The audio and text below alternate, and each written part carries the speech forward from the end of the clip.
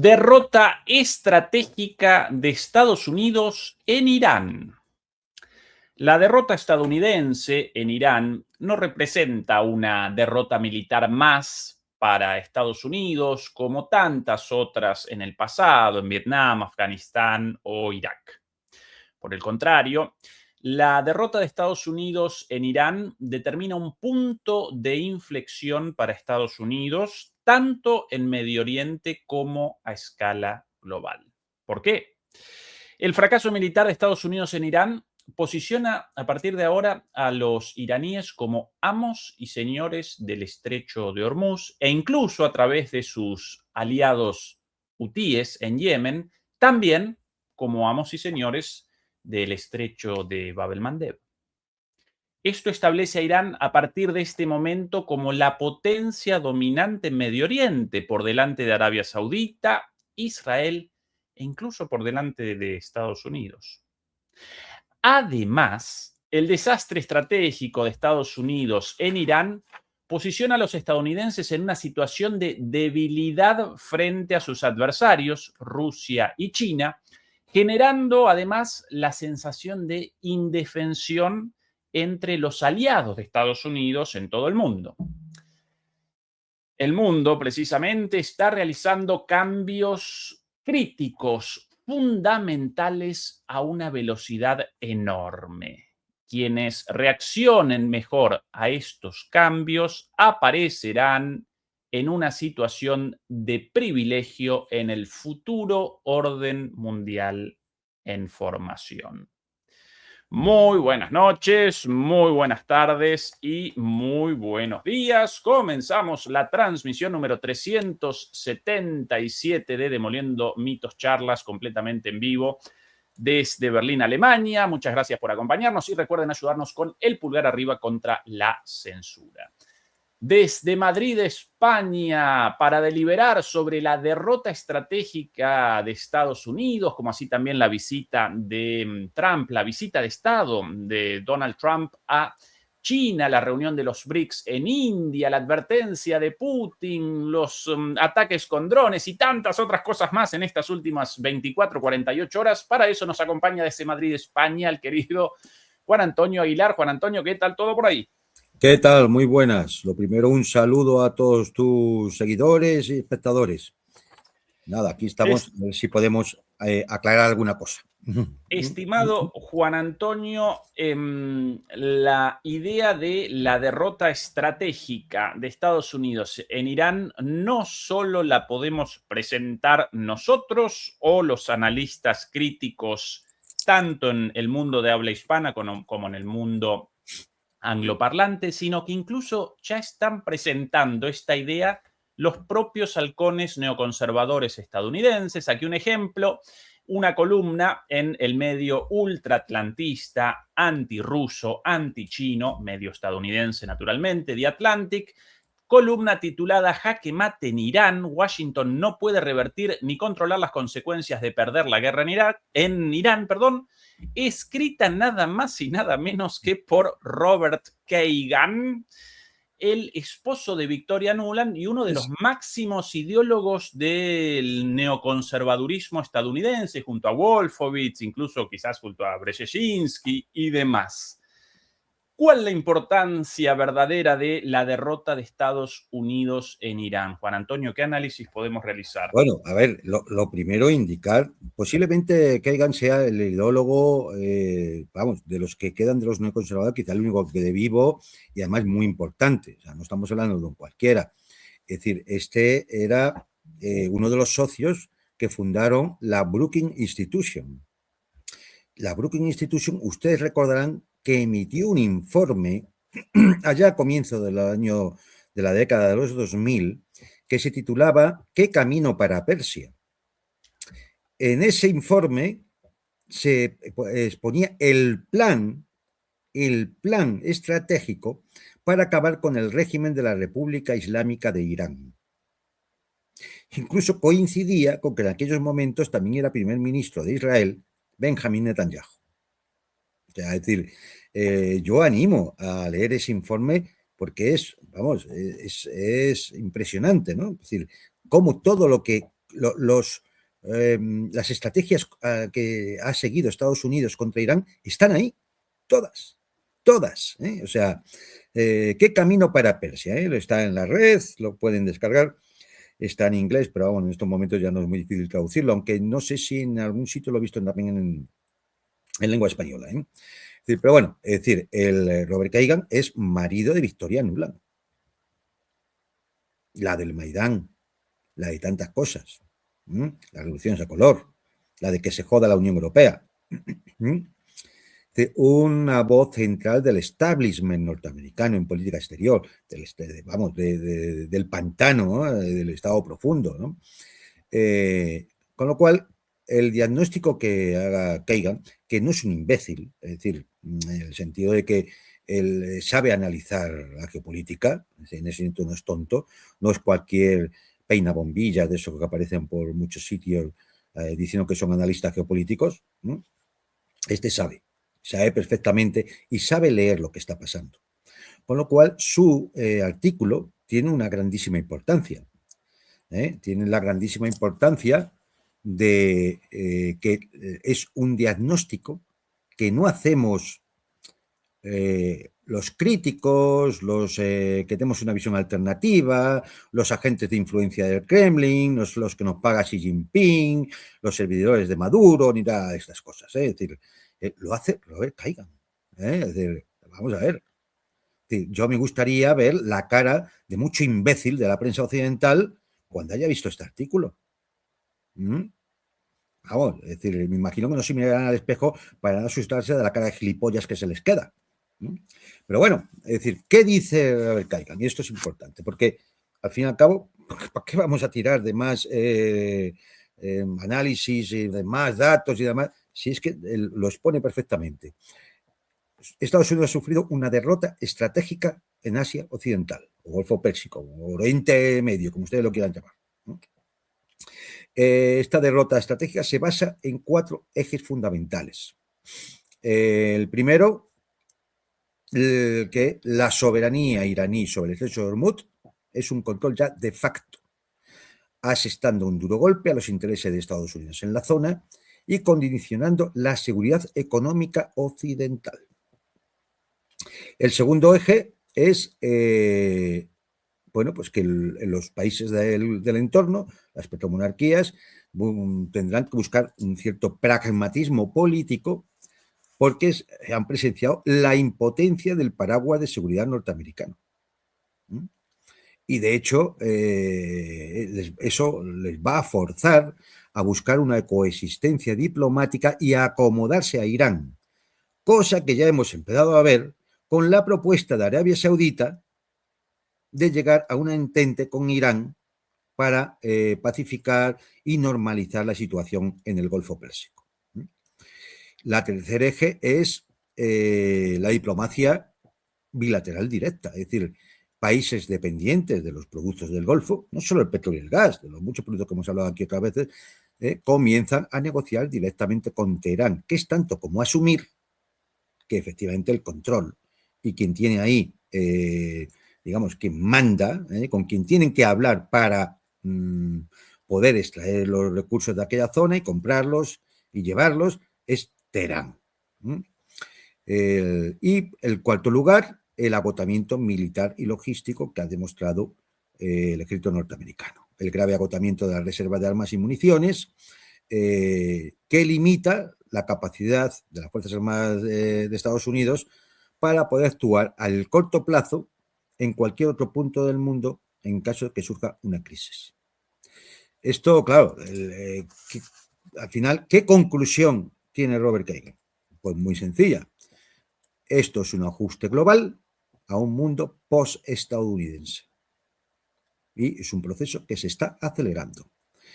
Él llega a decir que la posición dominante en el Golfo, que pierde Estados Unidos, y esto son palabras textuales, es solo la primera de muchas bajas.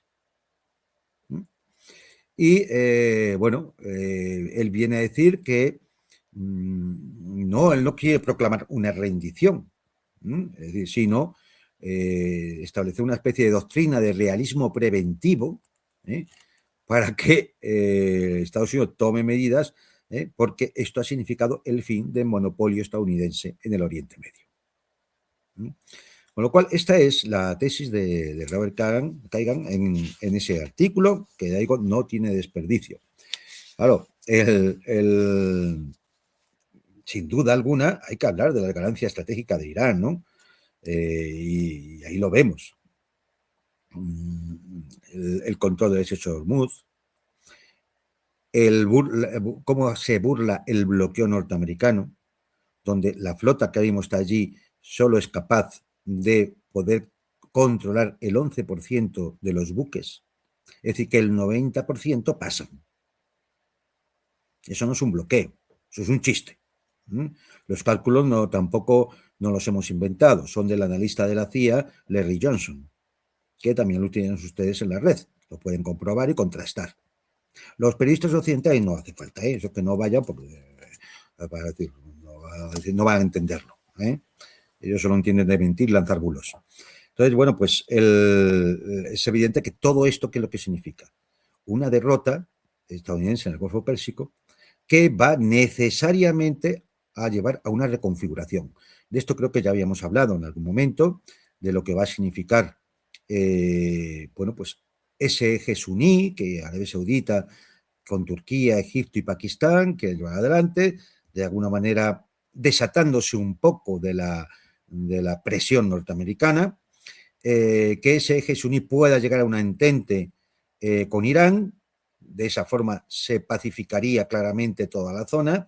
Kuwait y Qatar estarían lógicamente de acuerdo porque están entalladas ahí y además Qatar tiene intereses compartidos con Irán, como es el mayor yacimiento de gas natural del mundo, y Oman es otro beneficiado de todo esto, porque, a ver, yo tenía por aquí, creo que el articulado de la conferencia, sí, la Convención de las Naciones Unidas sobre los Derechos del Mar, que establece claramente que las vías marítimas se tienen que dividir por las zonas territoriales, aguas territoriales, más las zonas económicas exclusivas. Claro, en el caso del estrecho de Hormuz, los 33 kilómetros en lo que tiene el estrecho, entre las costas de Omán y las costas de Irán, entran dentro de las aguas territoriales y de la zona económica exclusiva. Por lo tanto, es decir, ahí no es una zona de libre tránsito, dado que no son aguas internacionales. Es una zona que se llama de paso inocente, pero no de libre tránsito. Por tanto,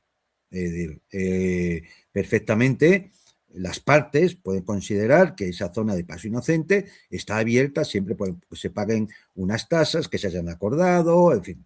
Claro, estas tasas que se hayan acordado pueden representarle a Irán al año entre 70 y 100 mil millones de dólares. Es decir, con lo cual, bueno, pues, ¿qué tenemos ahí? Pues otros 4 factores que podemos indicar de cómo de efectivo es ese control sobre el estrecho de Hormuz. En primer lugar, por el factor geográfico, es decir, la inmutabilidad, que es el primer factor geopolítico. Es decir, la ubicación de los países de Irán y Omán están donde están. Y además no se las puede mover. Usted se puede hacer lo que se quiera, pero el país no lo pueden trasladar de sitio. Por lo tanto, el factor geográfico es determinante. De ahí viene ese tema de las aguas territoriales sobre el estrecho y el control sobre el estrecho. Luego está el factor jurídico, que sería que lo que decíamos que es un paso, o sea, no es del todo un paso libre y obligatorio, sino que es un paso inocente, y esto significa que el paso de buques no debe menoscabar la soberanía de esos países. Por tanto, como vas a pasar por sus aguas territoriales, pueden pedir una tasa, ¿no? Luego está el factor militar asimétrico, es decir, Irán tiene disuasión sobre el estrecho de Hormuz. ¿Por qué? Bueno, pues porque tiene toda esa flota de lanchas Mosquito, ¿no? La flota Mosquito de las avispas rojas, tiene misiles antibuque, alcance 300 kilómetros, tiene misiles de crucero y drones, puede desplegar miles de minas desde 70 kilómetros de distancia. Es decir, ahí hay una disuasión clara, es decir, que de un control efectivo, de facto, un control militar sobre el estrecho. Y luego tenemos el factor de dependencia global, es decir, es un nodo sistémico como hemos hablado aquí de la guerra multinodal, lo hemos explicado, es un nodo sistémico que si no se estabiliza tiene un efecto que vamos, como si fuera una reacción nuclear, se desparrama por todo el mundo. Y ese efecto sistémico, claro, afecta a la economía, afecta a la industria, afecta a la agricultura, afecta, en definitiva, a todo, ¿no? Por tanto, esa derrota estratégica implica que Irán está ahora mismo ante una realidad estructural que le hace ser una potencia dominante en la región, sin duda alguna, ¿no? Y ninguna potencia, por muy superior que sea, va a alterar estos hechos, salvo que quiera provocar una catástrofe mundial. Claro, es decir, alguien puede empezar a bombardear allí, Irán responderá con los bombardeos, puede iniciar una invasión terrestre, todo esto llevará al cierre definitivo de Hormuz, del estrecho de Bab el-Mandeb. Hay que decir que los hutíes no es que tengan el control del estrecho de Bab el-Mandeb, también tienen la llave del canal de Suez. Porque si se cierra Bab el-Mandeb, pues esto es como queda ahí el canal para nada. Es decir, que si quieren provocar una catástrofe económica mundial que afectará a las propias potencias que inician una agresión de este tipo, pues adelante, venga, estamos todos esperando, ¿no? Así que esa es la situación, no ha cambiado nada, muchos nos tememos que después de la visita de Trump a Beijing, donde ahora hablaremos, pues en cualquier momento se pueda producir una reacción, ¿no? Es decir, norteamericana, intentar de alguna manera modificar la situación en la que se está ahora. Pero hay que decir que esto es difícil, esto es difícil porque lo cierto es que Trump se encuentra en una trampa. Él solo se ha metido en una trampa, en un callejón sin salida estratégico. Por eso es una derrota. Su margen de maniobra, lo hemos explicado ya muchas veces, es muy pequeño, muy limitado, por varias razones. La primera es la realidad de la derrota militar. ¿Por qué? Porque no se ha conseguido ninguno de los objetivos estratégicos. Ninguno. O sea, es que esto no me extraña que Robert Kagan haya escrito el artículo que ha escrito. Es decir, es que ninguno. Luego, el agotamiento de los arsenales, de lo que también hemos hablado a veces, ¿no?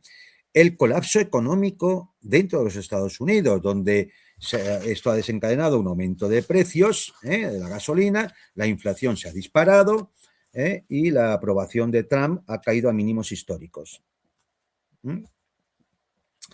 Y más aún, la crisis de la deuda y de los mercados financieros. El bono de tesoro a 30 años ya ha superado el 5%. Esto es un problema para pagar los intereses de la deuda que ya ha superado los 39 billones. En cualquier momento nos van a decir ya que son 40 billones. Y más grave aún, para intentar sujetar los precios, la subida de los precios del petróleo, están tirando reservas estratégicas.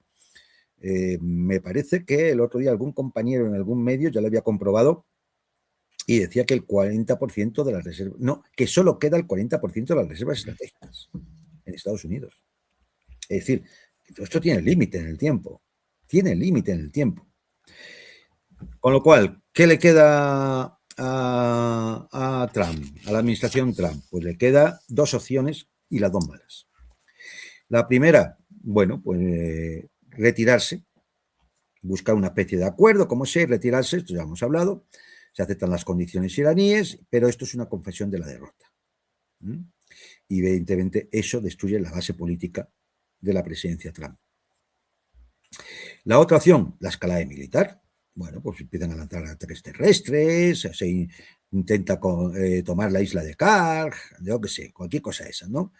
Con lo cual ya sabemos la respuesta iraní, los precios del petróleo se dispararán y estamos de nuevo ya en las puertas de la crisis sistémica. Y luego además está el factor del Estado sionista, que puede efectivamente tomar decisiones propias sin someterse a lo que diga Trump. Con lo cual, Trump está atrapado. No puede ganar militarmente, no puede retirarse sin perder políticamente y no puede permitirse continuar indefinidamente por el costo económico que tiene el conflicto. Pues está atrapado ahí entre la espada de la derrota y la pared del desastre económico. Y yo no sé cómo va a salir.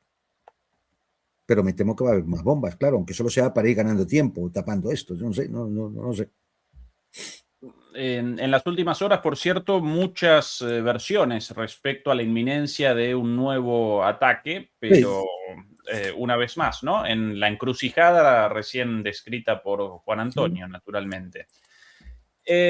Juan Antonio, en ese contexto tan especial y en un contexto de debilidad, no solo por por todos los cambios sistémicos a escala global, sino incluso por los propios errores de Trump. En ese contexto, esto, estimado Juan Antonio, la visita de Estado de Donald Trump a China, con algunas cuestiones interesantes, como por ejemplo la advertencia bien clarita de Xi Jinping a Donald Trump, no frente a las cámaras, sino en la reunión en privado, pero con versiones confirmadísimas de los medios estadounidenses de la veracidad de esta advertencia. Esto de queremos ser amigos, pero si apoyan la independencia, si intervienen a favor de la independencia en Taiwán, vamos a chocar, literalmente tirado en la cara de Trump, ¿sí? Entre otras cosas, ¿cuál tu análisis de la visita, de los resultados o la falta de resultados, la situación final de todo esto, Juan Antonio? Bueno, aquí, bueno, lo primero que hay que decir es que estamos haciendo el análisis a pocas horas de que ha acabado la visita, ¿no? Con lo cual, esto necesitará que nos sentemos y empecemos a reflexionar y a mirar y a recibir nuevas informaciones que van a salir, ¿no? Pero, es decir, vamos a hacer un primer análisis con lo que ya hemos visto, con lo que ya sabemos, ¿no? A ver, Trump va a Beijing, para una cumbre que él buscaba 5 ejes de discusión con el presidente chino, con Xi Jinping. 1. El tema de la competencia estratégica entre Estados Unidos y China. 2. El futuro de Taiwán. 3. Las cuestiones de comercio y tecnología. 4. La reconfiguración del orden mundial. Y 5. El equilibrio entre la cooperación económica y la realidad geopolítica es una consecuencia de esto, realmente, ¿no? Es decir, ¿por qué? Pues porque, lógicamente, esta visita está en un contexto muy determinado, y el contexto es: hay tensiones comerciales entre Estados Unidos y China, hay conflictos regionales en los que están en distintas posiciones. China apoya a Irán, por ejemplo, Estados Unidos es quien agreda a Irán. Hay competencia tecnológica, lo vemos entre el tema de Huawei, por ejemplo, con Apple o con otras tecnológicas norteamericanas. Está el tema de las sanciones. Hay empresas y bancos chinos sancionados. Están las disputas energéticas por los recursos. Y en el fondo de todo está la cuestión de la transición hacia un nuevo orden global. Lo que siempre hemos hablado desde el cambio de paradigma, desde el paradigma unipolar al paradigma multipolar. Entonces, bueno, este es el contexto en el que se da la visita. ¿Qué es lo primero que vemos? Lo primero que vemos son las cuestiones puramente simbólicas y protocolarias. Por ejemplo, Xi Jinping no acudió personalmente al aeropuerto. Trump fue recibido por el vicepresidente chino, funcionarios diplomáticos y el embajador de los Estados Unidos. No hubo abrazo. Recuerden ustedes el abrazo de Xi Jinping con Putin, la última visita. Aquí no hubo abrazo. Hubo un tirón de manos, uno hacia el uno y el otro hacia el otro, a ver quién tiraba más fuerte de la mano. Lo cual muestra claramente que hay una rivalidad que se expresa ahí a la derecha, justo. hasta en el lenguaje no verbal, ¿no? Se expresa. Es decir, por tanto, no, vamos, que nadie se engañe, ¿no? Hay que entender que para los chinos los gestos protocolarios tienen una fuerte carga política. No es tontería. Por eso he querido empezar por aquí. No es tontería. Quien conoce bien aquella cultura, y por cierto tenemos aquí en este canal a Fernando Moragón, por ejemplo, que lo podrá explicar incluso mucho mejor, ¿no? Entre otras cosas, porque el nivel de recepción de esos gestos transmite mensajes de jerarquía, de equilibrio, de reconocimiento. Por lo tanto, son muy importantes dentro de la cultura china. Luego, por ejemplo, vemos aquí cómo van presentando al gobierno chino, a Trump, y luego se hará al revés, saludará a Xi Jinping a toda la caterva esta de empresarios en la que se metió hasta el hijo de Trump, se autoinvitó. O sea, Elon Musk fue con el niño. Es decir, es que, o sea, son unas cosas de estas que dicen, yo no sé qué pensarían en el Comité Central del Partido Comunista Chino cuando diga, pero bueno, este grupo de payasos, mucho dinero, sí, pero un grupo de payasos. Es decir, no sé, pero bueno, así son las cosas con nuestros amigos del otro lado del Atlántico. Claro, los analistas que sí saben claramente han interpretado la ausencia de Xi en el aeropuerto como un gesto deliberado y como una señal, una demostración de que Pekín está en una posición negociadora sólida. Es decir, que no estaban asustados por la visita ni lo que fuera a pasar, como si ya lo tuvieran previsto, ¿no? Para la Casa Blanca, bueno, pues ya saben ustedes cómo es Trump. Esto ha sido una visita histórica, una demostración de cooperación, una recepción de alfombra roja. Sí, es un tipo magnífico, China es maravillosa, me quieren mucho. Pues estas cosas que dice Trump, que tampoco le vamos a hacer mucho caso porque no tienen la mayor importancia, aunque en muchos sitios nos hagan escuchar a Trump todos los días. Juan Antonio, perdón por la interrupción, pero aquí una perlita en el momento de los saludos. Atención a la reacción de Xi Jinping frente a Stephen Miller, uno de los asesores de Trump. La cara de Xi Jinping como, ¿y este astronauta? Sí, se queda mirando de arriba abajo. Sí. Exactamente, uno de los tipos más descabellados, más locos de la guerra del gabinete de Trump. Perdón por la interrupción. Así es. Bueno, pues en cambio, ya digo, analistas, incluso los norteamericanos, conviene leerlos, observaron que China evitó otorgar concesiones simbólicas. Es decir, no hubo entrega de la medalla de la lucha del pueblo en la larga marcha, ni cosas por el estilo. Trump llega con la capacidad negociadora limitada por todo lo ocurrido en los meses anteriores.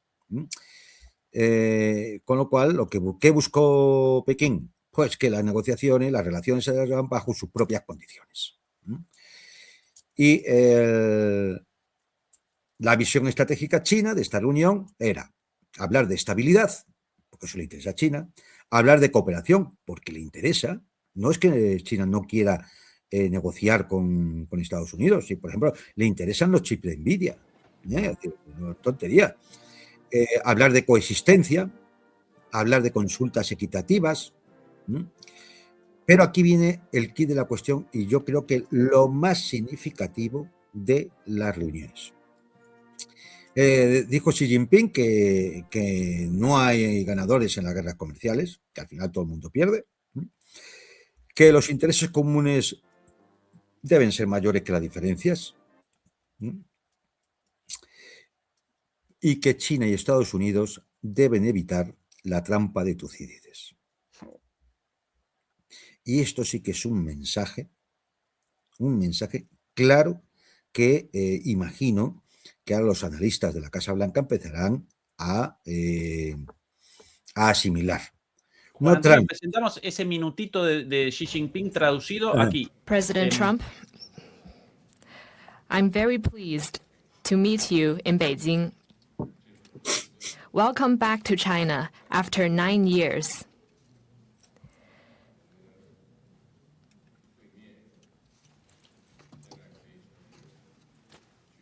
The whole world is watching our meeting.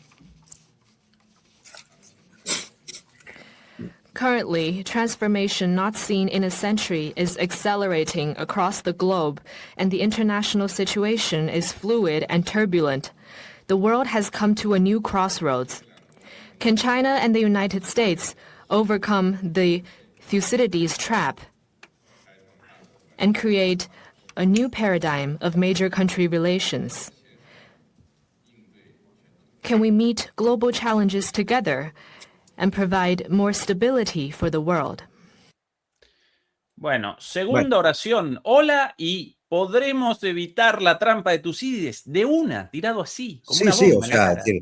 claro, ahora explicaremos un tema, porque bueno, yo creo que todos nuestros espectadores más o menos conocen el tema de la trampa de Tucídides, pero pues si alguno se le ha olvidado o nunca lo ha visto así expresado. Bueno, en primer lugar, yo creo que Trump llegó al avión después, cuando ya se iba, y dio a preguntar a los asesores, oye, ¿al Tucídides ese le conozco? ¿Mm? Para invitarle a la Casa Blanca, al salón de baile, porque estoy seguro que no debe saber muy bien quién era Tucídides.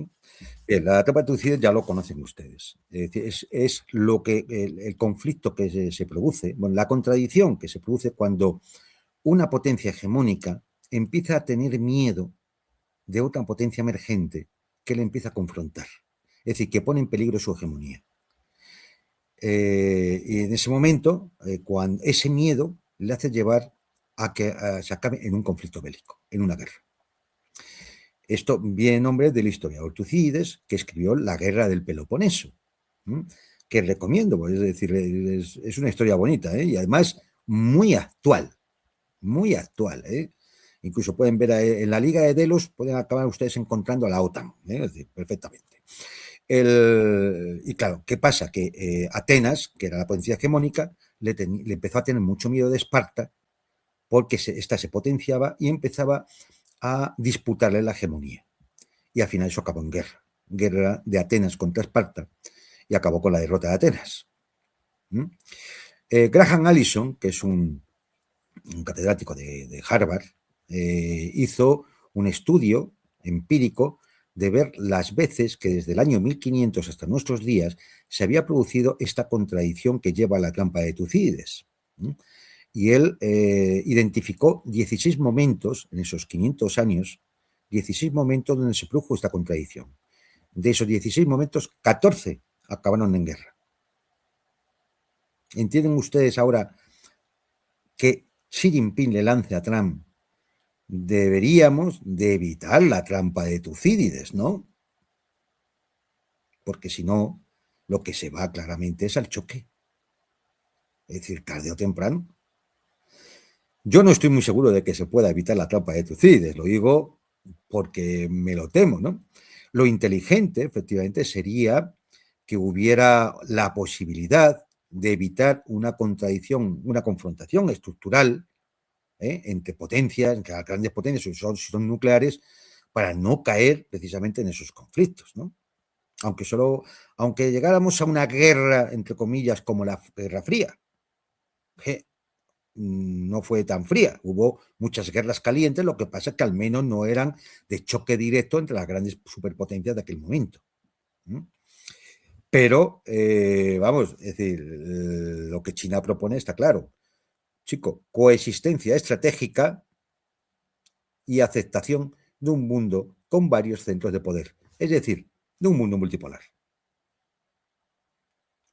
O sea, concluyendo, o mundo multipolar o vamos a ir a la guerra. Pero no por nada, sí, porque es que va a ser inevitable.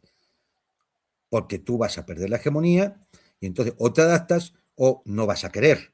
Si no vas a querer, al final vas a provocar la guerra.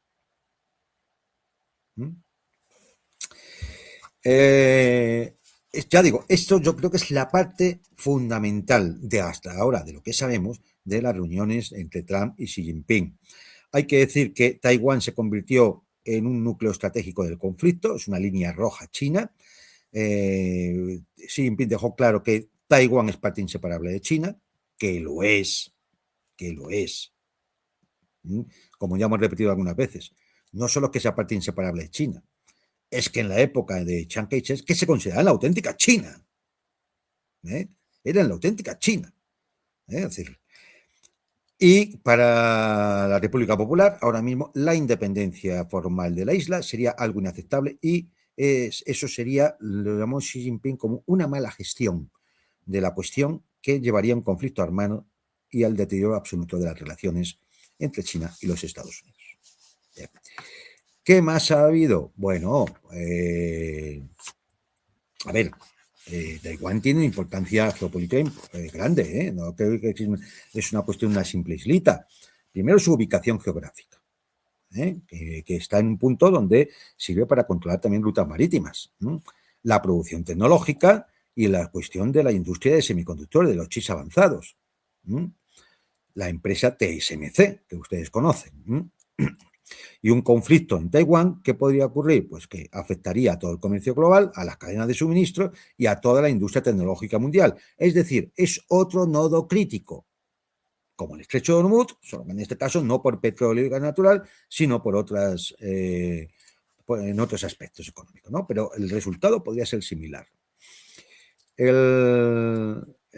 ver, el tema de comercio, que también han hablado, quien haya visto el séquito que llevaba Trump, era de terror.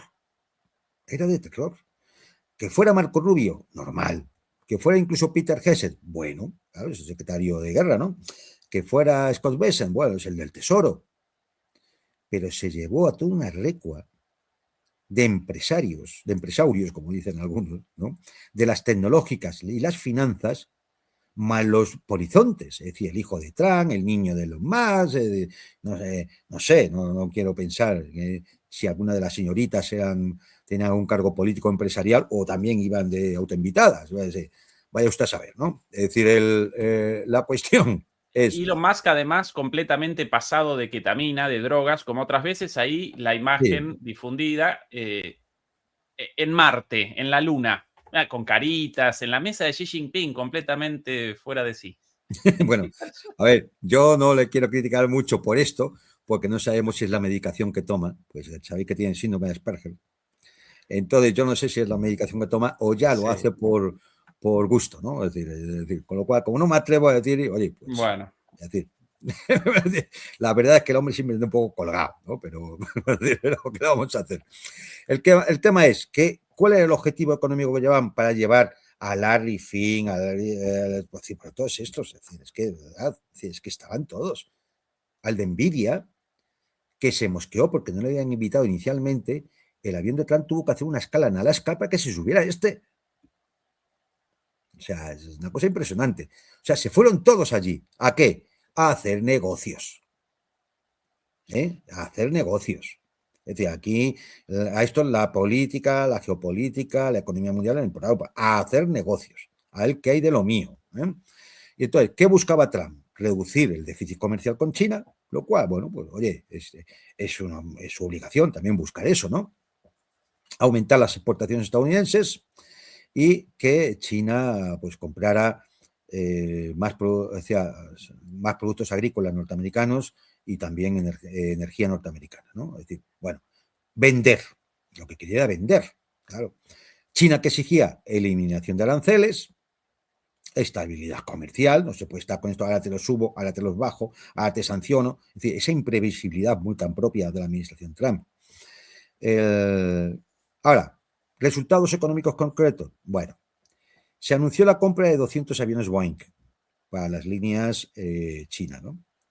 Alguien puede decir, hombre, pues un buen contrato, la mitad de lo que se esperaba. De hecho, las acciones de Boeing han caído un 4% en un solo día, porque evidentemente así no van a salir las cuentas de la compañía.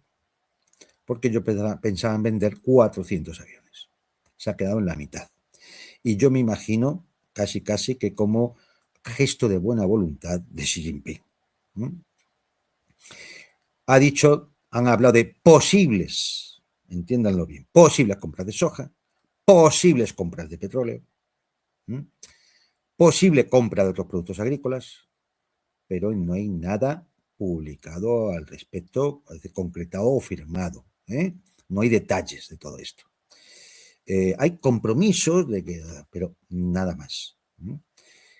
De las tierras raras, que saben que ustedes que el 90% lo domina China, fundamentales para las baterías, los chips, el armamento, las telecomunicaciones, la industria espacial y todo esto, bueno, pues Estados Unidos no ha logrado resolver su dependencia y China mantiene las restricciones. ¿Por qué? Pues porque Estados Unidos mantiene las restricciones a los chips de Nvidia. Ya, lógicamente, no hubo acuerdo. Luego, además, tenemos el asunto de Huawei, que aparece como una empresa fortalecida con todo esto, más independiente, pues claro, está tirando de productos exclusivamente de producción nacional, frente, claro, a una Apple que pensaba tener más negocio en China, y porque, entre otras cosas, porque parte de su cadena productiva se hace allí, ¿no?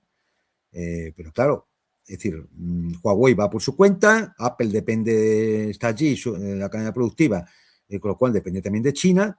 Y entonces, claro, la gran pregunta es aquí, ¿puede Estados Unidos ahora mismo desacoplarse económicamente de China sin pagar un alto precio? Ahí dejo la pregunta, ¿eh? Eso sí, es decir, todos fueron los tecnofeudalistas estos, a hablar del gran poder que tienen las tecnológicas, de lo importante que va a ser la inteligencia artificial y todo lo demás, ¿no? Del tema de Irán también hablaron. Y bueno, pues que no, es decir, China va a seguir manteniendo las relaciones privilegiadas que tiene con Irán. Tampoco aquí Trump ha conseguido nada. Sí, ha conseguido el gesto de buena voluntad de decir que entre todos debemos de buscar una negociación para el final del conflicto, y que se abra el estrecho de Hormuz. Hay que decir que el estrecho de Hormuz está abierto. De hecho, han pasado 32 buques chinos en los últimos días. 32 buques chinos. Sí, muy sencillo. Uno va, se pone en contacto con las autoridades iraníes, pagan la tasa, comprueban la carga y el origen y destino y pasan. Ya está. No, es que está cerrado el estrecho de Hormuz. No, está cerrado para quien está cerrado. Para quien han agredido militarmente a un Estado soberano. Para quien mataron a 168 niñas una mañana. Hay que acordarse de todo. Mataron a Ali Khamenei, han estado bombardeando zonas civiles, han bombardeado puentes, han bombardeado instalaciones energéticas. Bueno, ¿qué es esto? De eso no nos podemos olvidar, porque entonces no entendemos nada. Pero cualquier otro, un petrolero español puede pasar. Perfectamente. Se pone en contacto con las autoridades iraníes. Oye, voy a pasar. Vale. Va. Origen, destino, ¿qué lleva en la carga? Tanto. Abone usted la tasa. ¿Cómo? En yuanes por el sistema CIPS. Chino. ¿Está? ¿Y usted pasa? ¿Cómo pasan los demás buques? Buques de Turquía, de India, de Pakistán, de Rusia. ¿Están pasando? O sea, que entonces no... Es decir, ahí Trump tampoco ha podido conseguir nada, porque ¿qué va a conseguir ahí? Si, como hemos hablado antes al comienzo del programa, si ahí Estados Unidos sufre una derrota estratégica, si no lo controla, no puede controlarlo. Con lo cual, bueno, pues, como yo sé que alguno pensará, claro, como a Juan Antonio le pagan los chinos, porque también recibo todos los días un bizum desde la ciudad prohibida de Beijing, pues lo mejor es referirse a lo que dice la propia prensa norteamericana y anglosajona, ¿no? Reuters, por ejemplo. Trump obtuvo pocos logros concretos y sí consiguió victorias diplomáticas y conceptuales. Ojo, ¿eh? Bloomberg destaca las advertencias a Estados Unidos sobre el tema de Taiwán y el riesgo de conflicto. Y además el cambio de lenguaje estratégico que denotan en las autoridades chinas. The Guardian. La percepción de que China ve a Estados Unidos como un país impredecible y por lo tanto hay un aumento de la autoconfianza china en que ya estamos en un proceso de cambio del orden global. Y esto es, a ver, hay más cosas, ¿no? Pero yo creo que en principio casi esto pueden ser las claves geopolíticas ahora mismo de la visita de Trump. No sé si me dejo algo de la visita de Trump. No, sí. muy completo tu análisis, Juan Antonio. Ahora, el día de hoy, Trump finalmente reaccionó a lo de Tucídides, porque, claro, caracterizar la situación como la trampa de Tucídides connota, naturalmente, que Estados Unidos en ese esquema aparece como la potencia en decadencia. Ah, claro, Básicamente claro, lo claro. caracterizó como la potencia en Es decadencia. lo que le Trump dijo, sí, es lo que le dijo. ni, ni, Exactamente. ni enterado. Entonces, hoy, un día después, en su red social, Trump respondió lo siguiente al respecto. Atención a esto, Juan Antonio, porque salidas de Trump No, parece que lo he la leído, risa. sí, lo he leído. Cuando el presidente Xi se refirió con tanta elegancia a Estados Unidos como una nación en decadencia, aludía al tremendo daño que sufrimos durante los 4 años del adormilado Joe Biden y su administración. Y en este sentido tenía toda la razón. Nuestro país sufrió enormemente con las fronteras abiertas, los altos impuestos, la legalización, bueno, bla, bla, bla, bla, bla, y mucho más. El presidente Xi no se refería al increíble ascenso que Estados Unidos ha mostrado al mundo durante los 16 espectaculares meses de la administración Trump, que incluyen máximos históricos. Bueno, este es el gran logro de Trump, las altas cotizaciones bursátiles. Claro. Nada más confirmatorio de la financiarización de la economía estadounidense en el marco de su decadencia estratégica. Exactamente. Pero bueno. Lo propio de una potencia en decadencia frente a quien tiene economía real como la China.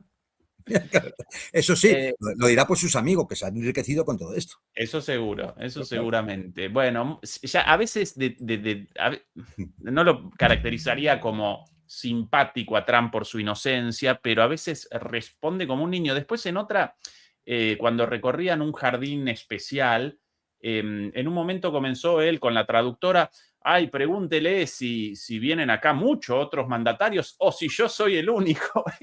Y Xi respondió: no, poquito, pero Putin ya lo recorrió varias veces.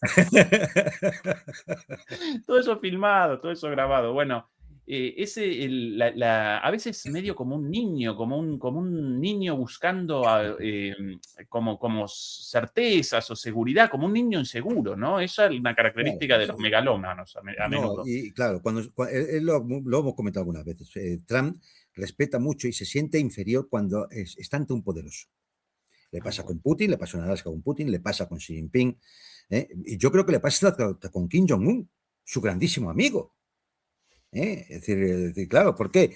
Porque cuando se encuentra alguien que es fuerte, él se achanta, él se viene para atrás. No, es decir, él se muestra soberbio, megalómano, es decir, ¿con quién? Con los europeos, que son una especie de algo FIFA, de valleta, de fregar el suelo, entonces con eso sí, ¿no? O con los pobres venezolanos o los cubanos, claro, con esto sí. Pero cuando él se encuentra con alguien al que él, aunque no lo sea, al que él considera que es fuerte, entonces Trump ahí se viene abajo. Sí, tal cual. Quizás una última cosita con las palabras de Trump sobre Taiwán ya en el avión de vuelta, muy cortito. Yo con eso recién por aquí. Bueno, ay Dios, ahora he perdido el video. Bueno, básicamente consultado sobre la advertencia de Xi Jinping respecto a Taiwán, ¿participaría Estados Unidos en una guerra en el caso de una guerra entre China y Taiwán? Y respondió: no le voy a contestar esa pregunta, solo yo sé la respuesta, una cosa así. Respetuoso, sí. Calladito la boca, ¿no? Sí, además, y luego se ve por Sí. petonera hablando de otra cosa, con lo cual el periodista le tuvo que volver a repetir la pregunta, y él seguía sin contestarla. Es que no la puede contestar. ¿Qué va a decir? Efectivamente. Si dice que no, yo he quedado con mi amigo Xi Jinping en que no vamos a tocar Taiwán, ¿qué va a hacer Taiwán mañana? Y si dice que no, vamos a defender a Taiwán. Aquí las palabras concretas están traducidas. Acá, defendería a Estados Unidos a Taiwán si llegara el momento. No quiero decirlo, no voy a decir eso.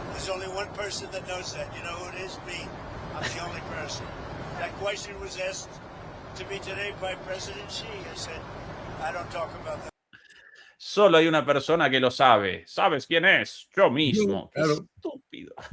No, pero es que además, o sea, pensad por un momento. La verdad es que entre todas las respuestas estúpidas que suele dar, que esta quizás sea la menos, porque ¿qué va a decir? Claro. Sí, voy a defender a Taiwán hasta la muerte. Muy bien, pues ya está. Todo lo que has hablado en Beijing no sirve de nada. Ya está, ya puso la línea roja. O no voy a defender a Taiwán, eso es China, yo he quedado con Xi Jinping en que vamos a respetar la unidad territorial de China, pues entonces, ¿qué va a hacer Taiwán? Por aquí también bastante, por lo menos más inteligente que... Bueno, acá la explicación del propio periodista. Hace un par de años, cuando... atención a esto.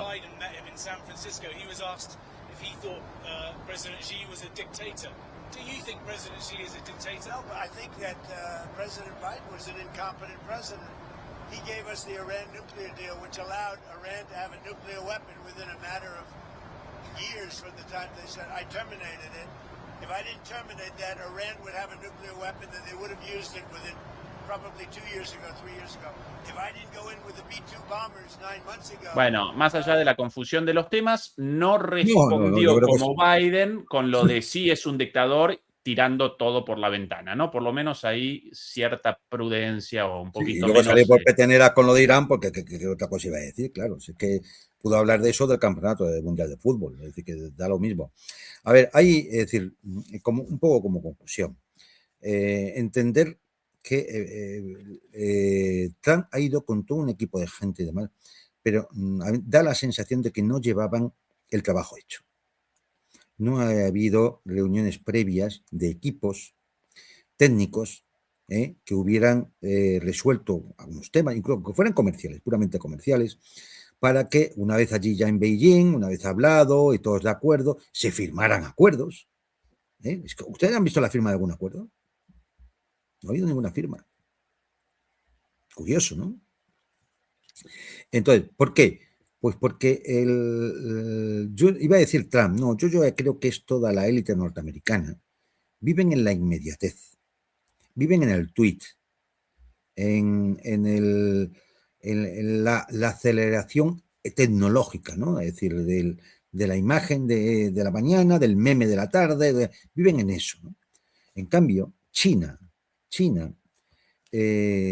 tiene un plan, por ejemplo, su nuevo plan quinquenal, con una hoja de ruta tecnológica e industrial orientada al largo plazo, en el cual va a tratar de fortalecer toda una serie de sectores en los que ya es líder, como es la inteligencia artificial, los vehículos eléctricos, los semiconductores. Bueno, los semiconductores todavía no es líder, aunque ya están elaborando las máquinas famosas para la fabricación de esos semiconductores, que hasta ahora es un monopolio de la famosa empresa holandesa, ¿no? La robótica, ya hay fábricas totalmente robotizadas en China, y la computación cuántica. A eso habría que añadir también la industria aeroespacial. Y hay esa ruta tecnológica a largo plazo está elaborada en un plan quinquenal, un plan de planificación estratégica. A esto se le une otro plan estratégico, como es la iniciativa de la Franja y la Ruta, es decir, las rutas de la seda, ¿no? Que es todo un proyecto de infraestructuras, corredores ferroviarios, acuerdos comerciales. ¿Para qué? Para construir redes alternativas al sistema dominado por Estados Unidos. Y todo esto son proyectos a largo plazo.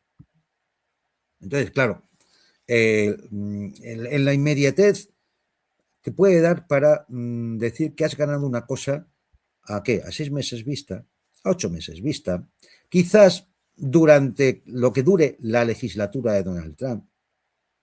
Los chinos están mirando 2035, 2045, 2100. Entonces, el tiempo, los procesos tienen su tiempo y al final o se produce la trampa de Tucídides o el declive norteamericano es imparable. Para Nueva Delhi, estimado Juan Antonio, aquí imágenes de la muy importante reunión de ministros de Relaciones Exteriores de los países de los BRICS, de los países de los BRICS en Nueva Delhi, no solamente con la participación, lógicamente, del ministro de Relaciones Exteriores de India y naturalmente de Rusia también Lavrov, sino con la participación de Araghchi, con declaraciones muy importantes también. Tu visión sobre lo sucedido allí, estimado Juan Antonio. Bueno, aparte de que efectivamente el representante iraní, Araghchi, ha puesto, como se suele decir, las cosas encima de la mesa, Hay que indicar que, bueno, que esta reunión es de ministros de Asuntos Exteriores, es una reunión preparatoria para la cumbre de los BRICS. Imagino, no he podido leer mucho más porque esto, claro, esto lo ha tapado un poco la visita de Trump a China y otros acontecimientos, pero digamos que aquí se habrá discutido el orden del día, de la reunión, de la cumbre de los BRICS. Y me da que una de las resoluciones aprobadas o de lo que se ha acordado es parar la ampliación hasta que no se resuelvan ciertas contradicciones que existen dentro. ¿Las contradicciones cuáles son? Fundamentalmente la de India con Pakistán, la de Irán con Arabia Saudita, y alguna más así, ¿no? Es decir, entonces hay que resolver esas contradicciones porque, claro, no se puede avanzar si tienes una serie de socios que se están pegando entre sí. Habrá que intentar ver cómo se logra acordar eso, si no, es que va a ser imposible avanzar. Por lo demás, ya veremos porque es lo que se planteará en la cumbre, pero es evidente que la próxima cumbre será otro pasito, más pequeño o menos pequeño, pero va a ser otro pasito en todo ese proceso que van llevando adelante los BRICS, que es el de ir, de alguna forma, forjando sinergias económicas, comerciales, relaciones políticas. De hecho, ya el PIB de los BRICS supera al de los países del G7, y por tanto no, vamos, es decir, cuando uno ya está en esas, no creo que se vaya a tirar todo por la borda porque discutan mucho. Oye, también discutían mucho India y China, y mira, el tema se ha tranquilizado, pues Dios sabe hasta cuándo, ¿no? Con lo cual, tarde o temprano tendrán que sentarse y habrá que resolver esas contradicciones. Fundamentalmente las dos que he dicho, porque si no hay otros países que no tienen contradicciones que están esperando entrar y por tanto habrá que darles entrada. Así que, bueno, es decir, vamos a ver, a ver si sale algo más y podemos analizarlo más en profundidad. Pero ha estado muy bien la intervención iraní, porque ha sacado a reducir esas contradicciones. Claro, directamente con algunos de los países que han colaborado en la agresión a Irán. Es decir, oye, vamos a ver, te sientas aquí con nosotros, aquí sentado en los BRICS, cuando por otro lado me estás agrediendo. Eso no puede ser. En efecto. Último tema, Juan Antonio, bueno, a partir de múltiples cuestiones, pero quizás la más espectacular de ellas, el ataque del día de ayer de Rusia, mayoritariamente con drones contra Ucrania, el mayor ataque hasta el momento yo por aquí con las cifras, en total 1.623 ataques en poco más de 24 horas, 3 tandas, 139 ataques por la mañana, 753 en la tarde y 731 en la madrugada. Esto después de la advertencia de Putin, la guerra terminará pronto, y no solo de eso, sino además la mayor advertencia, no solamente ya para Ucrania, sino por sobre todas las cosas para la OTAN, para el Occidente, si lo queremos llamar de alguna manera, con esto de aquí. Ahí quiero las imágenes de las pruebas del Sarmat, por aquí, ahora sí. Sarmat, estas de aquí. Ahora sí. Набор верен. Внимание, расчет. Вот. Есть вот. Приказ введен. Siempre espectaculares estas imágenes. El Sarmat, un misil balístico intercontinental con una autonomía de 35.000 kilómetros, 200 toneladas de peso, la capacidad de, si no recuerdo mal, el transporte de 3 vehículos Avangard en su cabeza o 16 ojivas MIRV, estas con múltiples capacidades de despliegue en su caída, una velocidad entre Mach 20 y Mach 27. Bueno, quizás no. En este momento, el arma más poderosa del mundo y solamente en poder de Rusia. Tu análisis de toda esta situación y presento también la imagen, Juan Antonio, aquí de un conocido. Este señor, esta es su página web, muy elegante. Karaganov no solamente brillante en sus análisis, sino además muy astuto en la venta de sus ideas y de sí mismo. Muy bien vendido él. Mucha gente muy inteligente, pero con poca capacidad de exposición de sus ideas y de sus capacidades. Karaganov no. Karaganov muy, muy bueno en esto también. Aquí una publicación está, cómo ganar una guerra de hace 2 o 3 días, cómo ganar una guerra mundial, con muchas cositas dichas precisamente sobre todo esto. Y abandono ahí la introducción, Juan Antonio, para tu análisis, para donde vos quieras de esta situación. Bueno, pues vamos por partes. Bueno, lo primero decir que el artículo de Karaganov previamente lo hemos traducido y está publicado en geoestrategia.eu. Es decir, lo que ya traducido en español está ahí. Es decir, hay varias cosas aquí. Algunas ya creo que incluso lo hemos comentado en algún programa anterior, pero hay que incidir porque efectivamente vamos viendo que al menos hasta el momento en lo que habíamos predicho no nos estamos equivocando. El gran ataque ruso precisamente ha sido por la represalia a todo este tipo de lanzamiento de drones ucranianos sobre territorio ruso en profundidad, en la cual, como objetivo tienen o alguna instalación energética, generalmente depósitos de combustible o cosas así, pero también está, mira, sí, un poquito más abajo. No, arriba. Arriba. Perdón. En la columnita pequeña derecha ves un texto imprescindible para entender la situación internacional. Aquí. Sí, abajo también con otro enlace también, pero bueno, sí, cierto. Bien, Eso para es. todo el mundo en Rusia puede ganar una guerra mundial. geoestrategia.eu. Bien, entonces, lo que hay que ver aquí es ese ataque, es un ataque de represalia. Es decir, hay que entender que la mayor parte de los ataques que realizan con drones ucranianos al final van contra población civil. Es que la gente no lo sabe. Es decir, ayer salía mucho en la prensa que el ataque ruso había producido un fallecido. Muy mal. Claro, todos lamentamos que se produzca que un civil muera por un ataque de estos. Pero es que ese mismo día se produjo la muerte de 3 civiles, ayer, por un ataque ucraniano contra un edificio residencial. No contra una instalación energética o industrial, contra un edificio residencial en Belgorod. Todos los días, 8.000 civiles han muerto por ataques de drones ucranianos, hechos con piezas o fabricados en Europa, por una serie de empresas que tienen las manos manchadas de sangre, entre ellas una española, lo repito.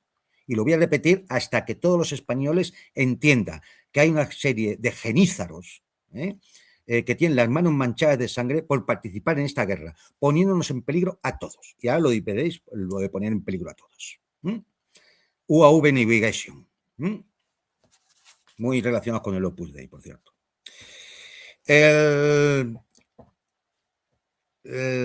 el 9 de mayo, Putin en su discurso, que creo que muy poca gente ha entendido lo que pasó el 9 de mayo, con un desfile más corto, caras largas, un discurso de Putin que no parecía que decía lo que decía, pero sí lo decía, donde identificó claramente al enemigo, la OTAN.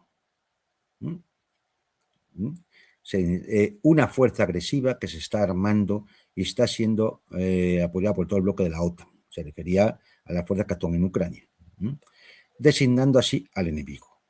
Y por lo tanto, de alguna forma, respondiendo a esas presiones que el Kremlin tiene de la población, de los medios y de los analistas como Karaganov, que dicen que ya está bien y que hay que empezar a responder a todas las provocaciones. Como se ve, aquí nadie habla de la situación en el terreno de operaciones militares, en el campo de batalla, donde, por otro lado, unos días un poco más, otros días un poco menos, todos los días hay algún avance ruso.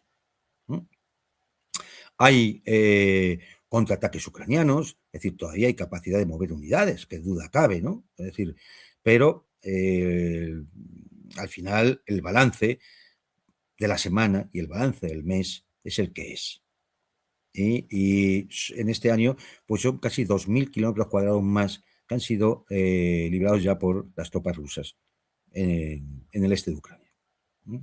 Bien, dicho esto, ataque de represalia, 1.600 y pico drones, esto va a ir creciendo. Y bueno, es decir, y si el régimen de Kiev, aunque solo sea para tapar ya un pozo de corrupción que su olor ya llega a más allá del Atlántico, porque es que es absolutamente asombroso que todavía haya un solo europeo que llegue a ese cenáculo del crimen organizado, que es la camarilla que manda en Kiev. Bueno, pues vemos esto, ¿no? Este tipo de ataque. Y hay un asesor del Kremlin, que es Sergei Karaganov, este señor que ha sido asesor, bueno, del Kremlin desde hace muchos años, desde la época de la Unión Soviética. No estamos hablando de un tipo que acaba de llegar. Bueno, pues este señor dice que necesariamente esto va a acabar en un conflicto con la OTAN. Y como si queremos evitar lo peor, pues quizá lo que hay que hacer es restaurar el miedo, es decir, una escalada progresiva para que la OTAN se retraiga de continuar esa marcha hacia la guerra que tiene. Según Karaganov, Rusia no debe preguntarse cómo evitar la guerra, sino cómo ganarla. O como el enemigo, cómo impedir que el enemigo termine de prepararse, es decir, que deje ya de caminar hacia la guerra. Y el Karaganov establece una especie de escalera para la escalada, que está implícita en sus escritos, que tiene 4 pasos. El primero sería que el ejército ruso golpeara objetivos simbólicos o funcionales con medios convencionales. Es decir, un ataque a instalaciones militares o críticas o de mando y control de países de la OTAN. El segundo paso sería escalar cortando los cables submarinos y atacando los centros de comunicación. El tercer paso sería realizar pruebas nucleares. Y el cuarto paso sería un ataque nuclear táctico limitado sobre objetivos europeos. Entiendan aquí el peligro de estar metiditos en esta guerra que ni nos va ni nos viene a los ciudadanos europeos, por lo menos los del sur de Europa, a los que Karaganov todavía nos considera como aprovechables, es decir, como salvables. Se refiere a Grecia, a Italia, a España, a Portugal. Claro, no se puede referir ni a Polonia ni a los bálticos, ni a los nórdicos, ni a Alemania y Francia, porque están locos. Y mucho menos al Reino Unido, porque es la mano negra que mueve detrás de todos el afán militarista y el afán de ir a la guerra. Esto es un poco la apuesta en común, la propuesta de Karaganov. Y, hombre, ¿qué podemos decir? Pues ya habíamos comentado en alguna ocasión que Rusia estaba dando avisos de que las provocaciones van a tener que acabarse.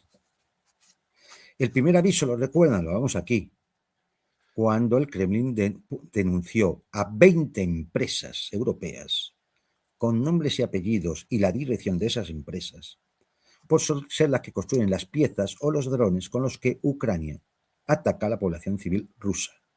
8.000 muertos desde que comenzó la guerra, 8.000 civiles muertos por el uso de estos drones.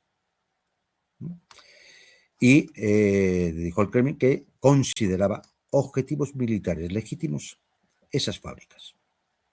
Es decir, está señalando allí dónde están estas fábricas. Por ejemplo, en España, en la localidad de San Sebastián de los Reyes, en las afueras de Madrid. Objetivo militar legítimo. El segundo aviso vino el 9 de mayo. Bueno, vino los días previos al 9 de mayo, cuando el Kremlin avisó de que si había cualquier ataque el día 9 de mayo contra Moscú, porque se celebraban allí los actos, y además había presencia de líderes extranjeros.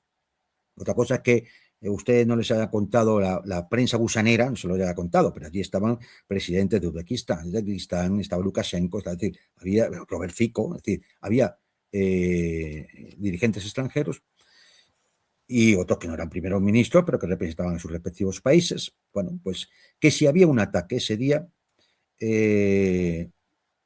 animaba a que todo el distrito gubernamental de Kiev se desalojara, incluido las representaciones diplomáticas, porque iba a ser arrasado.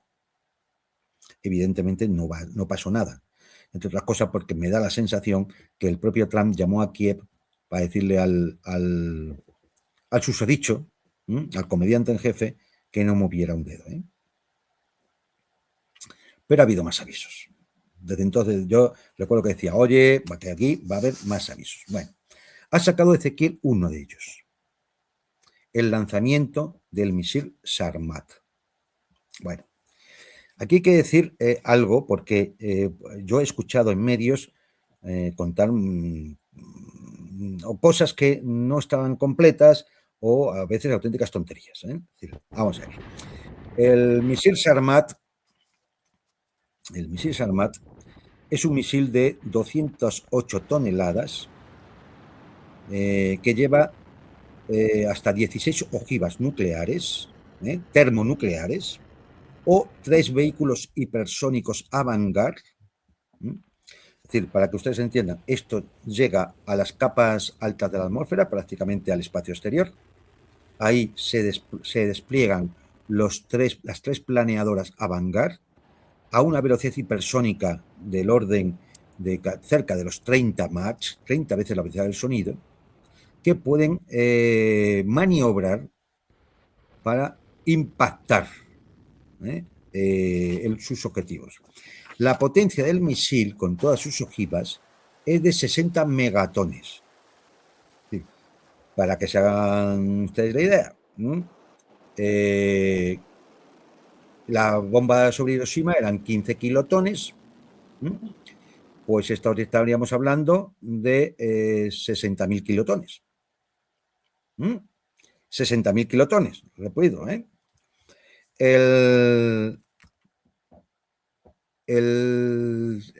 ¿Por qué tiene que ir a esa velocidad el Sarmat? Pues muy sencillo, va a esa velocidad porque Sarmat lo que hace es un bombardeo orbital. Es decir, se dirige, sale fuera de la atmósfera y se dirige hacia el polo sur. Y desde el polo sur, para esquivar todos los sistemas antimisiles, es de donde lanza o las ojivas nucleares o los hipersónicos Avangard. Ahora bien, hay que decir que ¿por qué se ha hecho esta prueba el otro día? Pues muy sencillo, porque lo que se ha hecho ha sido mejorar el misil. De 18.000 kilómetros de alcance que tenía, se ha pasado a 35.000. Porque el misil ya estaba. El misil, el 20 de abril de 2022, se hizo la primera prueba, con éxito. El 16 de agosto de 2022 se comenzó, se firmó el contrato para su fabricación en masa. Y ya en 2022, a finales de 2022, se entregó los primeros misiles a la 62 División de Misiles de Uzur y en 2023 a la 13 División de Misiles en Yasny, en Orenburg, y fueron puestos en servicio en combate.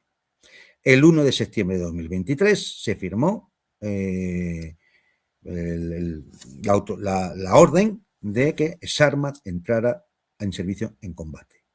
Es decir, lo novedoso ahora ha sido que se ha aumentado la capacidad, pero es el aviso. Lo novedoso es el aviso. El misil ya estaba incluso desplegado en algunas unidades rusas. Ya está operativo. No, como te he tenido que escuchar, hombre, ahora, después de echar la prueba, ahora, mientras lo fabrican y demás. No. El misil ya está.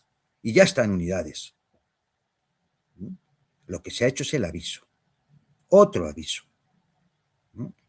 Pero hay más avisos.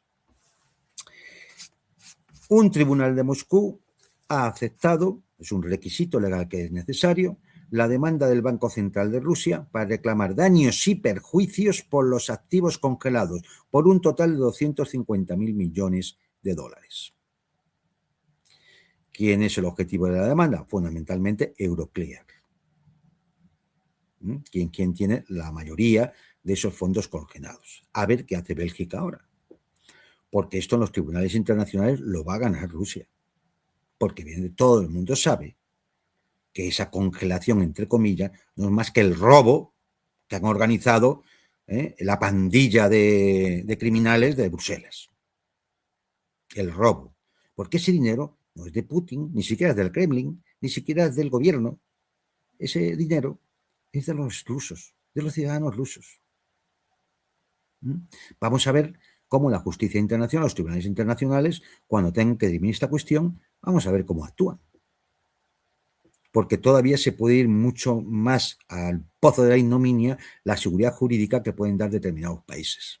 Y esto llevará a terribles consecuencias, ¿no? También otro aviso. Bueno, pues otro aviso. El presidente de la Federación de Rusia acaba de firmar un decreto sobre la admisión de la ciudadanía rusa para los ciudadanos de Transnistria, que pueden ser ciudadanos rusos a partir de ya, porque ya ha sido firmado el decreto. De hecho, ya en algunos medios ucranianos dicen cosas como la siguiente, palabras textuales: habrá batallas por Transnistria. Putin firmó un decreto para simplificar la obtención de la ciudadanía rusa por parte de los residentes. Esto representa una amenaza directa para Ucrania, ya que Transnistria limita directamente con la región de Odessa. Otro aviso. Y aún así hay un aviso más. Y este sí que nos tiene que dar a que pensar, ¿eh? La Cámara de Diputados de Rusia, la Duma, aprobó una ley que permitirá el uso de las Fuerzas Armadas rusas fuera del territorio nacional con el objetivo de proteger a los ciudadanos rusos. Ha sido aprobada por 381 votos a favor y ninguno en contra. Es decir, han votado hasta los liberales, que no sé, creo que tienen 4 diputados en la Duma, hasta esos han votado que el ejército ruso pueda actuar en el extranjero para defender a sus conciudadanos, a sus ciudadanos o a aquellos que en un momento dado sean perseguidos por esa potencia. La ley ahora pasa para ser promulgada, que la firma el presidente Putin y entra en vigor a los 10 días de la firma. La firma no sé si será la semana que viene, pues bueno, yo qué sé, para finales del mes de mayo estaría firmada, ¿vale? Dice el presidente del Parlamento de la Duma, dice, palabras textuales: la justicia occidental se ha convertido en una máquina represiva para reprimir decisiones que no están de acuerdo con las impuestas por los funcionarios europeos. En estas circunstancias es importante hacer todo lo posible para proteger a nuestros ciudadanos en el extranjero. Lamentablemente, es solamente para los ciudadanos rusos, porque dado la máquina represiva ya nos podían defender a los demás también. Es decir, a ver si nos escuchan en el Kremlin y también nos tienen a los demás. Pero, ¿qué significa esto? ¿Qué significa esto? O sea, vayan poniendo ustedes todo juntito, ¿eh? Van viendo lo que significa. Lo que significa que se acaba la paciencia. Y, repito, tanto va el cántaro a la fuente que al final se rompe. Y estamos a punto de que se rompa.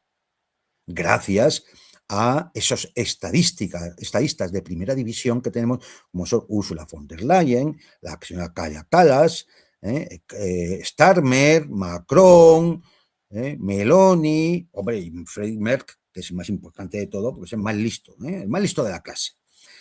Es decir, esto es lo que tenemos. Hay que decir que, por dos razones,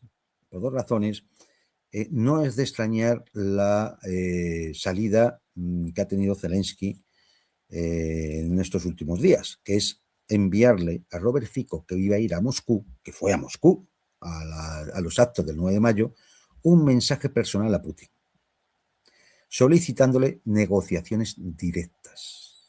¿Qué pasa? ¿Ya no se fía de sus amigos británicos, o de Trump y su administración, o de los europeos? ¿Qué pasa? Pues me da que en Kiev también ven esto y ven que la cosa tiene tendencia a empeorar gravemente. Además, en el caso de Zelensky, es que ya empieza a estar señalado por los casos de corrupción que rodean a todo su equipo, al viceministro, a Yermak, que era su mano derecha, a Mindiz, que era como decían, el monedero, ¿no?, de Zelensky. Yermak ya ha entrado en la cárcel, está detenido. Es decir, ya todo le señala a él.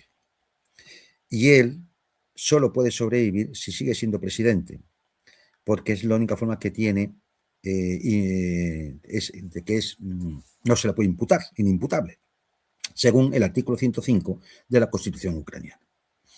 Con lo cual, yo no sé si es un gesto de desesperación de Zelensky decir, a ver, mira, le entrego lo que sea necesario, llegar a una paz, yo sigo de presidente.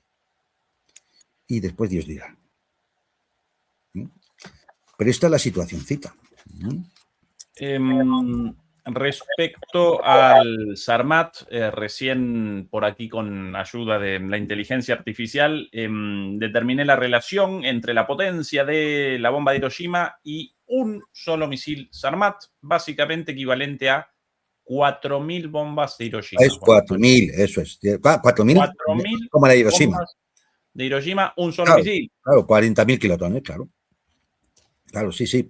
Es más, 60 megatones es cerca de aquella famosa bomba Tsar que la Unión Soviética lanzó en su día, que, vamos, se rompieron cristales hasta en Finlandia. Es decir, aquello la lanzaron en al norte de Siberia y aquello fue una detonación. Bueno, no se ha vuelto a hacer ninguna así, claro. La verdad, pues, un Sarmat está cerca de esa potencia. Y por cierto, a propósito de Sarmats y misiles balísticos intercontinentales, lógicamente nucleares, algunas de los extractos, de los pasajes más potentes del texto de Karaganov, Juan Antonio. Atención a esto.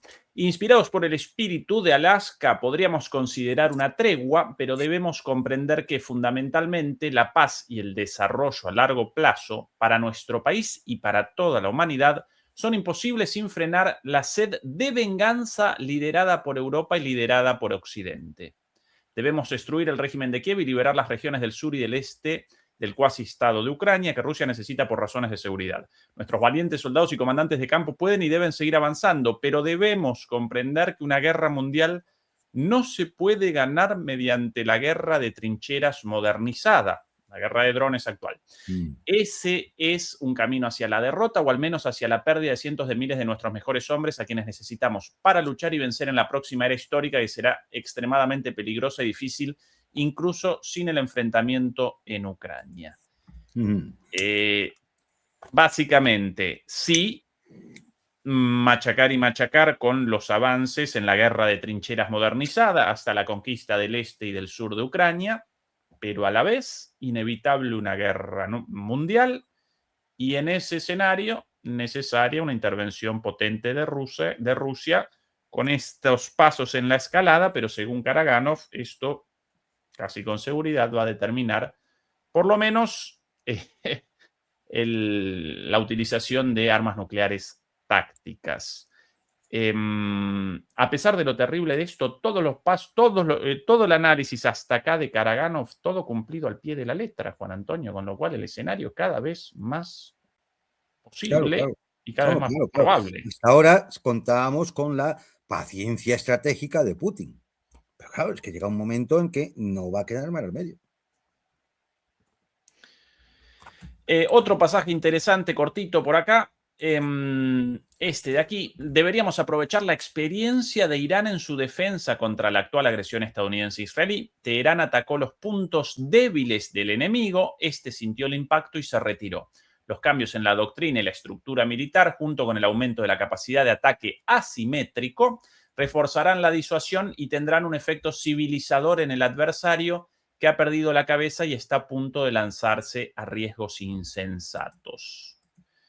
Interesante también la mención de la respuesta iraní y de las capacidades de la guerra asimétrica hoy día contra objetivos específicos. En el caso de Irán, los radares, las bases militares, la posibilidad de ataques contra la infraestructura eléctrica, contra los líderes incluso también, machacar ahí. Ese el plan, o por lo Bueno, menos el punto referido por Karaganov, ya no contra Ucrania, lo cual naturalmente claro, también, claro, sino claro, contra claro. Europa. Ese es el tema, ese es el tema.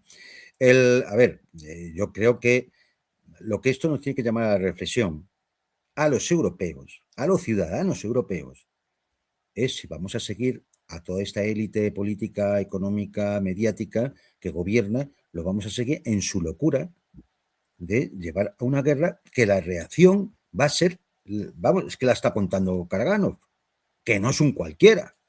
Es decir, si eso es lo que esperamos, ¿es eso lo que se quiere llegar? Es decir, ¿para qué?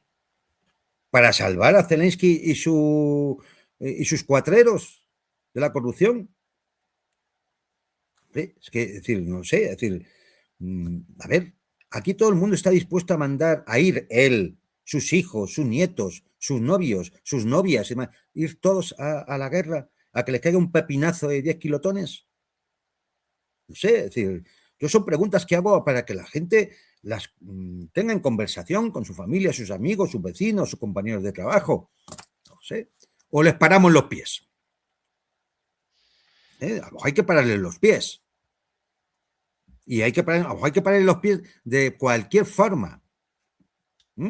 Último pasaje, y para mí acá lo más importante, y por cierto, en mis pocos días aquí de vuelta en Alemania, Juan Antonio, yo cada vez más convencido de la inevitabilidad de una guerra entre Europa y Rusia por la decisión europea de acometer una guerra contra Rusia, europea en el sentido de la Europa liderada por Alemania, por Francia, por Reino Unido, Sí, sí. lógicamente, no por España, ¿verdad? Obviamente, pero atención a esto. Ahora la élite occidental finge temernos, pero en realidad no lo hace, convencida de que Rusia jamás los castigará con armas nucleares.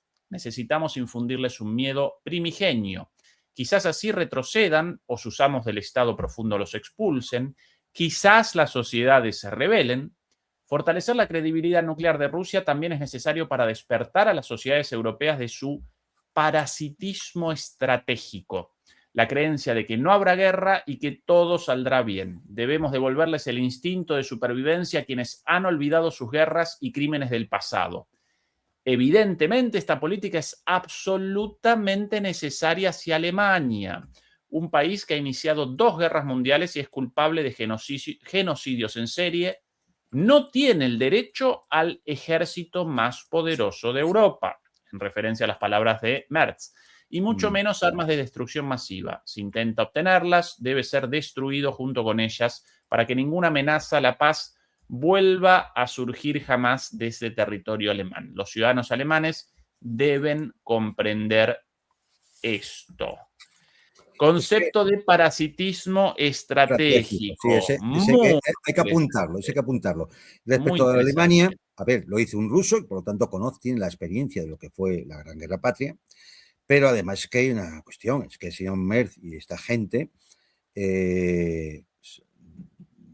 sabemos los datos, es que Alemania puede obtener anualmente 17 toneladas de material nuclear altamente enriquecido, que da lugar para 340 ojivas nucleares. Es que no es una tontería. Es que un tipo como Merz, un tipo como la Calas y gente así, solo hace falta ponerle que tenga acceso a 1.000 o 1.500 armas nucleares. Entonces, claro, ¿de qué avisa Karaganov? Más vale detenerlos ahora, que a lo mejor con el miedo y con la escalada y demás, es decir, pues los amos del Estado profundo los echan o las poblaciones se rebelan, que no esperar a que toda Europa, incluida Rusia, Bielorrusia y demás, toda Europa acabe bajo el hongo atómico. Por eso digo que todo el mundo reflexione de la que nos están llevando estos tipos.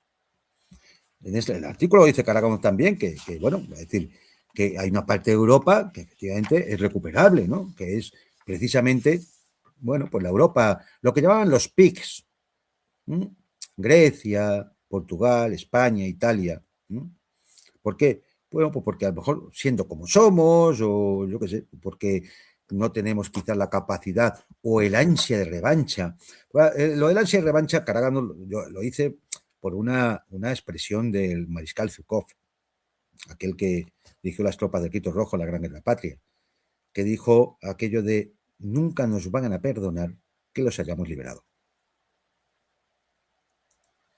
Entonces, por eso Caragano tira de eso, ¿no? Es decir, es decir, Alemania, es decir, los nórdicos y polacos y demás, nunca nos van a perdonar. Que les hayamos vencido, vamos, es así. Ahora, para España y para Portugal y para Italia, esto debería generar un replanteo de su relación con el resto de la Unión Europea, Juan Antonio. Debería. Yo creo sinceramente...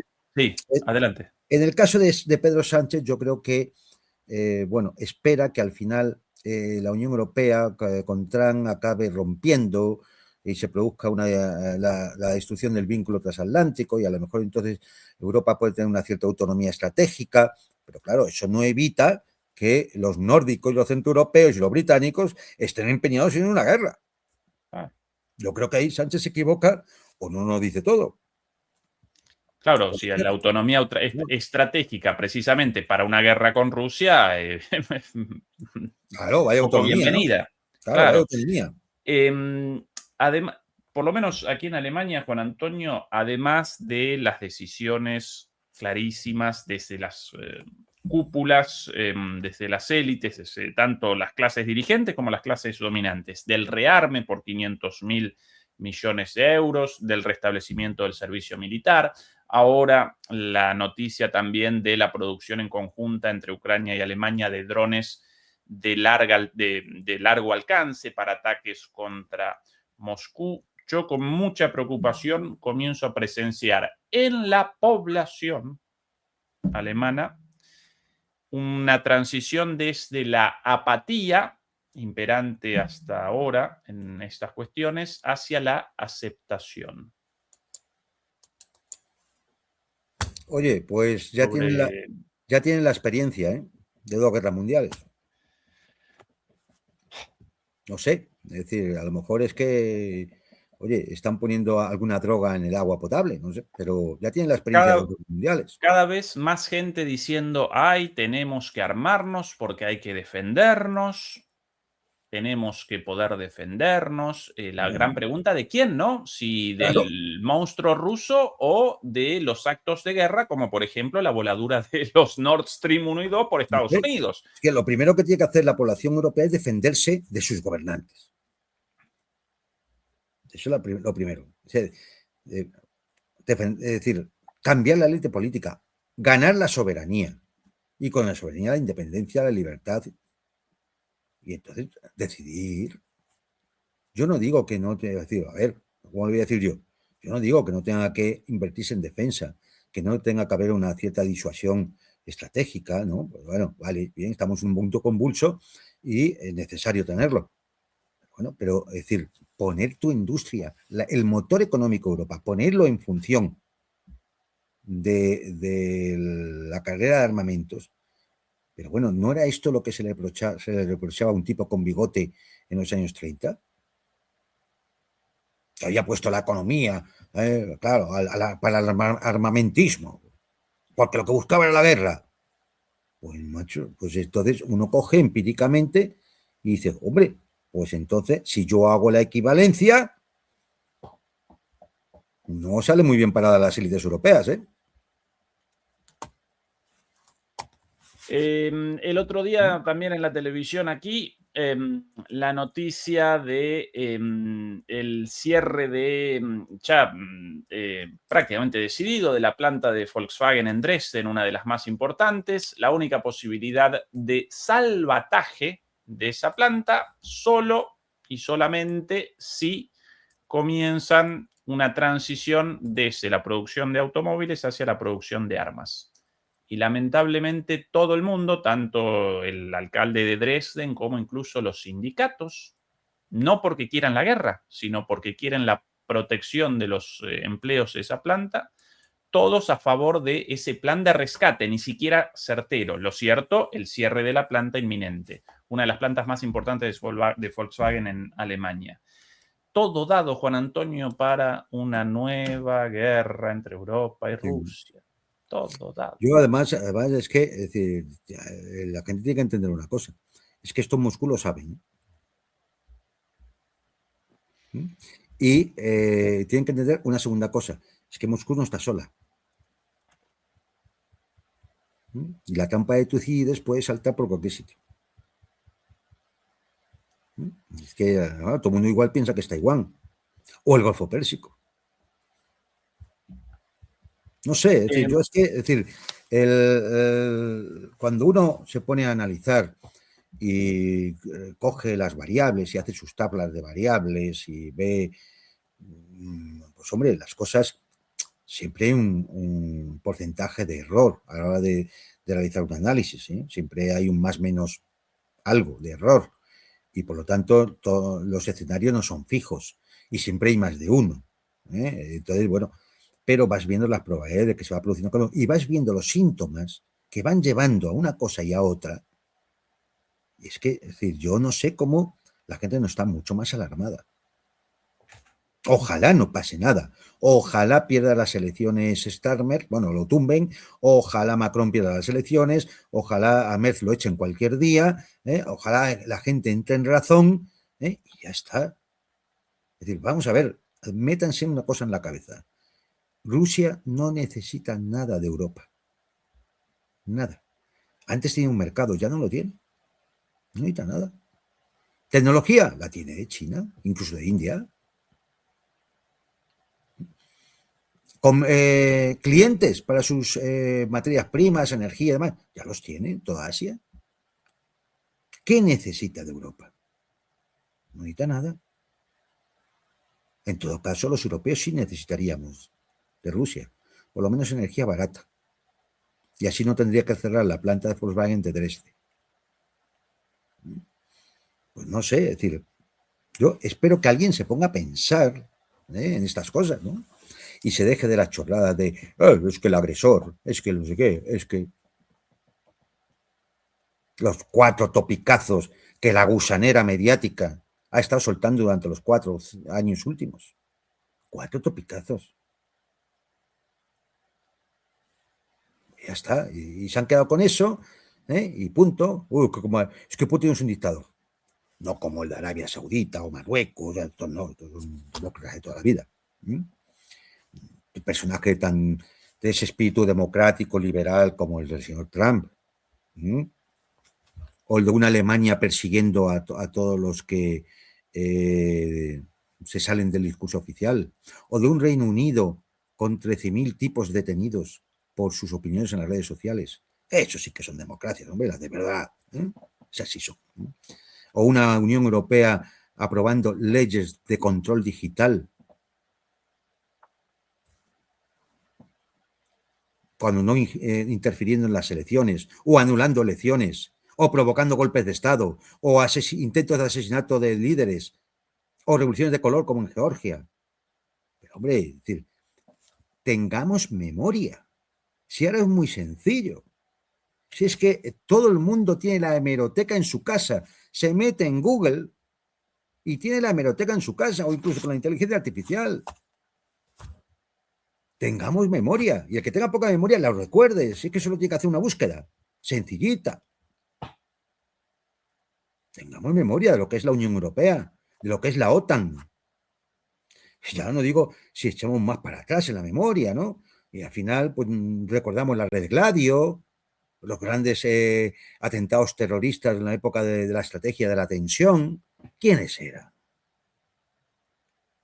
¿Nadie se acuerda ya de los muertos de Bolonia? No sé. ¿Ven? Ya nadie se acuerda de aquellos muertos, ¿no? Juan Antonio, sobre el final, un poquito de liviandad por ahí, un poquito de algo de dulzura, de ternura. Los carlines. Aquí, esto en Paraguay, cachorros tritoicos, perros con los colores nacionales se roban el protagonismo en el desfile del Día de la Independencia en Asunción. Más de 50 perros participaron el jueves en un peculiar desfile en Asunción como parte de las celebraciones del 215 aniversario de la Independencia de Paraguay. En las imágenes se ven perros vestidos con los colores de la bandera nacional, luciendo disfraces que aluden a los héroes de la independencia. Bueno, ahí los pichichos, los perritos en la independencia el Día de la Independencia de Paraguay. Bueno, un saludo a los demoledores y a las demoledoras de Paraguay. Sí, no muy presente, sí, lamentablemente, entre la audiencia, pero siempre por ahí algún hermano paraguayo. Ahí no fui diseñadora también. Bueno, ahí hablando en español esa chica, pero los paraguayos hablando entre ellos, hablando en guaraní por lo general. En Argentina muchos paraguayos y siempre cuando algún paraguayo hablando con algún amigo paraguayo, entre ellos siempre hablando en guaraní, una de las lenguas más hermosas, casi como un canto. Bueno, un saludo a los hermanos paraguayos. Recuerden acompañarnos en nuestro canal en nuestro canal en Patreon, Demoliendo Mitos en Patreon, donde realizamos reacciones a entrevistas, charlas, discusiones, obras de ficción como películas o series, por lo general junto a Fernando Moragón, todo esto ligado a la geopolítica, pero a veces, por ejemplo, un episodio de Star Trek, una película como el otro día con esta de Punto Límite. Recuerden acompañar a nuestro canal hermano en Telegram, en Guerras y Geopolítica, el mejor canal en geopolítica en español en Telegram, sin lugar a dudas. Bueno, naturalmente los análisis de Juan Antonio en geoestrategia.eu y también participen en nuestras redes sociales, Facebook, Instagram y TikTok. Demoledores y demoledoras, muchas gracias por habernos acompañado. Querido Juan Antonio, como siempre, un lujazo, un placer. Un abrazo y hasta prontito. Chau, chau. Un saludo a todos. Dios.